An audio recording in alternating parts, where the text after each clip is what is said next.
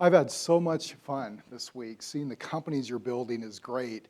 Even more exciting than that is seeing the vision that you have and where you want to take things. So we're down to the end. I'm going to keep this short and sweet, I promise, but there is a tremendous opportunity in the investments we're making in service for evergreen companies that are there for the taking.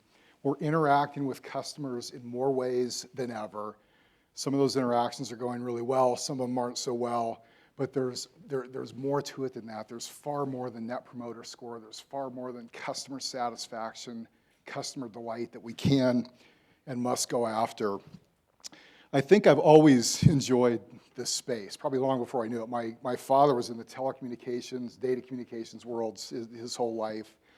And in the third grade, he helped me with this science project. And we basically built a little telephone switch and put it on a 4x8 sheet of plywood. There's no way I'd remember how to do it today. But it was pretty cool. You'd pick up the handset on one side and it would ring, and the phone on the other side would ring, and you could have a conversation. This wasn't tin can and string. This was electronic communication. And I remember one of my third grade friends coming by and trying it out. He said, "That's really neat. But why do you need it? They're standing right there. Just have a conversation with them." I'm like, you don't get it. It's a concept. You got to add distance. I see middle schoolers today sitting next to each other, texting each other. Maybe he was on to something before the rest of us. I don't know. But I want to ask you a quick trivia question from deep history, and there's a reason I throw this in. So Alexander Graham Bell invented the telephone in 1876. This guy named Almond B. Strouger came along a handful of years later and invented the electromechanical telephone exchange, which allowed you to dial a person or a business directly. By trade, he was A, a sailor, B, an engineer, C, an undertaker, D, a university professor. How many A's do we have? Okay, B's, C's. Weirdest answer in there. How many D's? All right, you guys are reading way too broadly. The C's have it. He was an undertaker. Go for the weird answer, right? He had go for the weirdest one. He had a funeral business in St. Louis. There was a competitor who had a family member who worked in the Bell system, in the central office exchange, and Strouger was convinced that person was intentionally misdirecting calls to his competitor. So he set up this shop in his basement, set out to invent the electromechanical telephone exchange, sold it to the Bell system. They sat on it for about 40 years, 50 years before they began to implement it. But modern day iterations now, search, hashtags, let the individual, you and I, as we're interacting, as we're going out needing the information, the services, the person, the company that we want to talk to or interact with, we need to be in control. Make that happen now. Get us that information right away. So much has come along since then, of course. This is a map of the subsea cable network across the world. Now this is just the oceans. If I were to show a land-based map, it would be virtually a solid line. You can click into any part of this and get the detail. So this is the network that runs up the coast to Alaska. Any one of these cables can carry 33 million simultaneous calls, 22 billion text messages a second. You could download 650 two-hour full-length movies in a second. We talk about our connected world, and it's almost a cliche, but it's so amazing when we get glimpses at it. And in more recent years, especially the last 2 or 3 years, the most substantial investments have been happening on our customers' side. Smartphones, social, mobile. They buy these things, and it's not just the dollars that they're spending, it's the learning curve, it's the time they're spending to really get to know and use these things. That's a part of our ecosystem. That's a part of the opportunity that we have. This is the most level playing field that we've ever had. Doesn't matter how big your company is, how small you may be, who your competitors are, how entrenched they may be. Doesn't matter how long they've been at it, how new you are to it. This is a level playing field like none we've ever seen. And we're seeing disruption day after day because of those who are taking advantage of this. So how do you get service right when you're interacting with your customers and you're thinking through all of the options? How do we get it right? It's a unique journey, to be sure. And a prerequisite, we strongly believe, we've seen this with every organization that we've worked with, is this has to be a leadership responsibility. It has to emanate from the top. For one thing, you have to get past some of the misconceptions, the perspectives that can be less than helpful. Service is a cost. It's necessary, prevented as possible, but keep a lid on it. There's a grain of truth to that. Great service is expensive. That's not where we're making our investments as a startup or in the phase of growth that we're in. Or let's go benchmark others. Let's get the formula.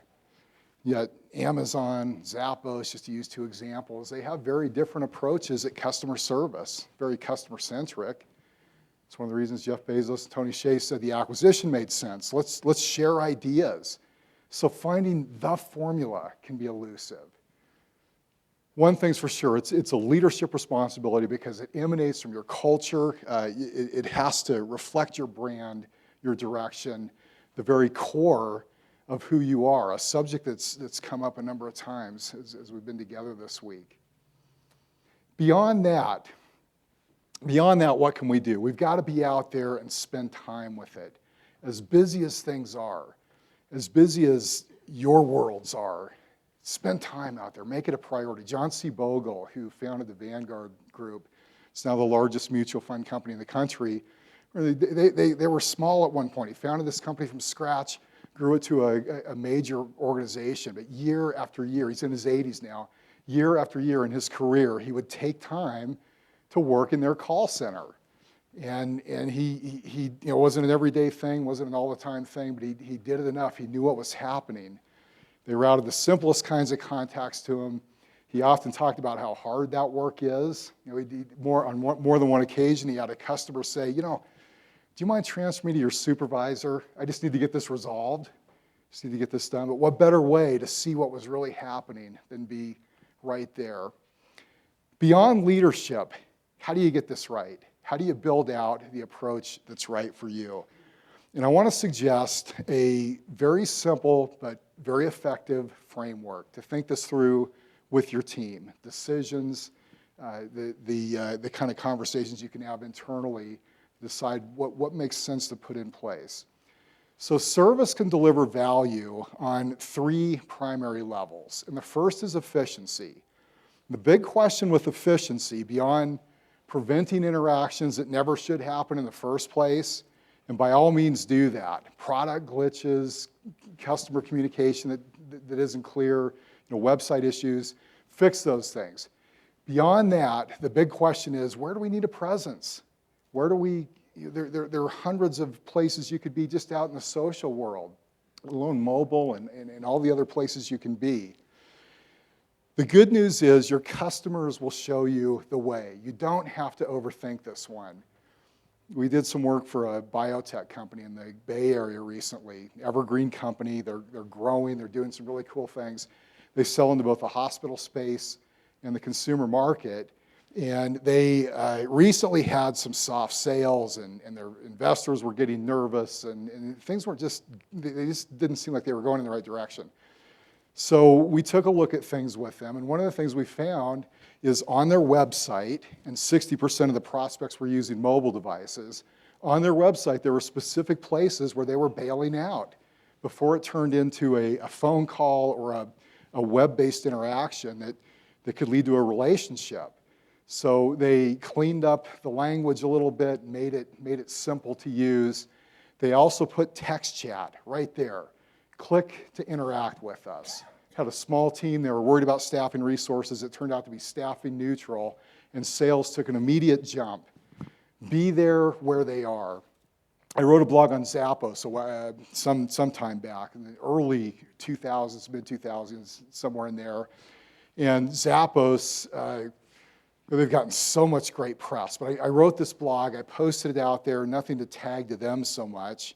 And I got a contact from them, I got an email from them just a few minutes later. Hey, Mr. Cleveland, thanks for the great words, appreciate it. And I'm like, I had to reply, thanks for the thanks. Who are you? What part of the company do you work in? He said, I'm a part of Tony's team. He was part of the customer care operation. They were using some early social media listening tools to get those interactions right to desktops. It's that old quote, who was it, Woody Allen, 80% of success is just showing up. Just show up, and your customers will show you the way. Don't overthink this one. One more note on efficiency, and I want to hit briefly loyalty and strategic value. 82% of our customers, according to this recent survey, say, just resolve my issue quickly. Just enable me to get this done. This is not exotic. And it agrees with virtually every other study with a similar focus. Just enable me to resolve my issue quickly. So I've got a slide in the category of, I can't believe he included it. And I'm going to be brief with it. But here's a big part of the answer. No queues. There doesn't have to be queues out there. It drives customers crazy. We're not doing our job when that happens. This is Erlang C. It's been around for almost 100 years. It's being rediscovered in today's environment when we're interacting through so many ways, and when tolerance for queues has gone down so much. We don't want to get stuck in queue.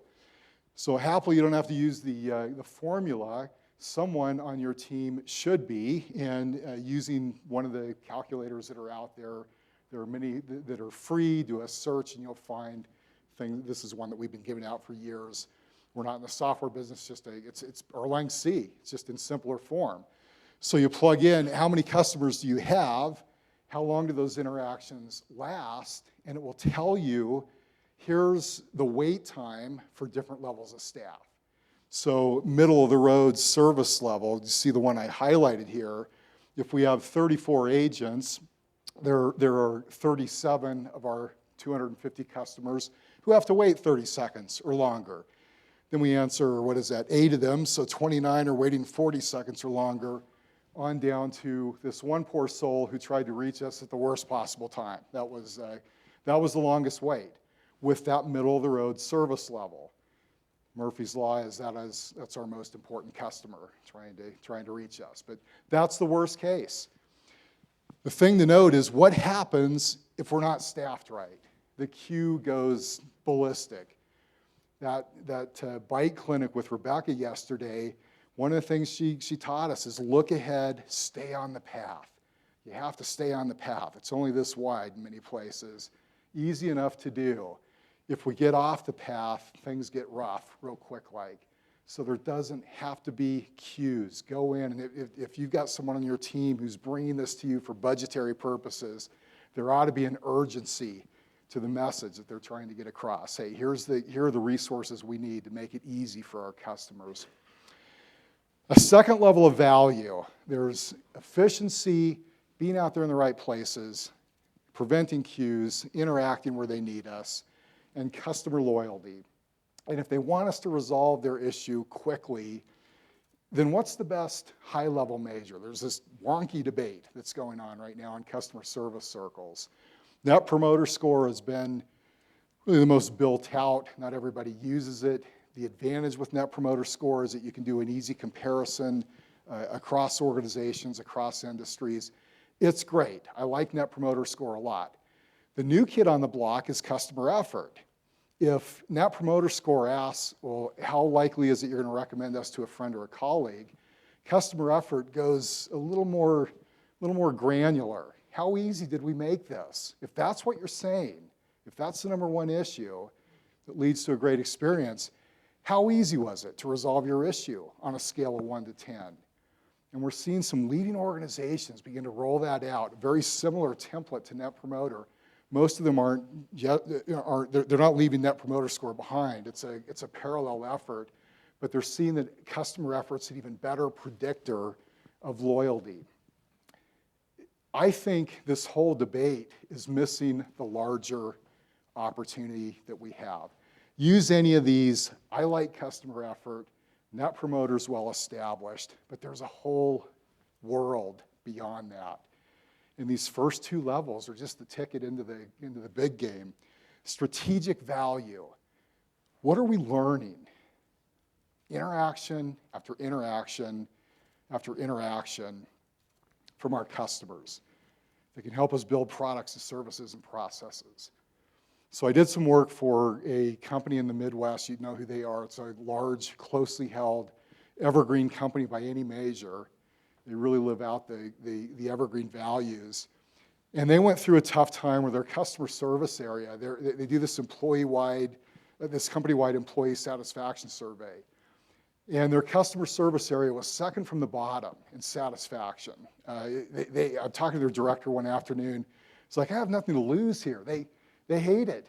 They hate this work. It's drudgery. The only reason they take these jobs is so they can get their foot in the door and go get something else when that opportunity comes up. What do I do? And they kicked that around and decided, let's really press in and create value for our organization. He began building relationships with his peers across the organization, and he put a little part-time team together to analyze what was happening. And they didn't have the latest and greatest analytics or anything, very rudimentary technology in a lot of ways. But one of the things they found is that 11% of the calls they were getting on contacts of all types they were getting on one of their cleaning products, spray cleaning products, was because the cap was hard to remove. So you buy it as a consumer, you take it home, it's hard to get the cap off, so you're out in the garage and screwdriver or whatever, and all too often you'd force it off and shear off the spray nozzle. Doesn't work, throw it away, make a mental note, never buy that brand again. Thank goodness for those customers who contacted them. I'm gonna give them a piece of my mind, just $5 on this. Put your contact information out there where they can use it. It will come back to you in many multiples. I'm going to tell them what just happened. They were able to, when they contacted the organization, they were able to, at level 2, send coupons for other products and keep them on board as happy customers, at least salvage the brand, if not that product so much. But at level 3, they went to their packaging supplier and they said, hey, here's the data that we have. Here's the challenge that we have. They fixed that problem and those contacts went away. That was like learning to hurdle a rock on a bike path yesterday. Whoa, I know how to do that now. That's fun. What else is there? And they drilled down even more. They'd get contacts like, I've got an antique car and can I use these products on it? It doesn't say I can, but I'm assuming it might be okay. I don't know, little internal conversation. Yes, and voila, new product category, new marketing angle.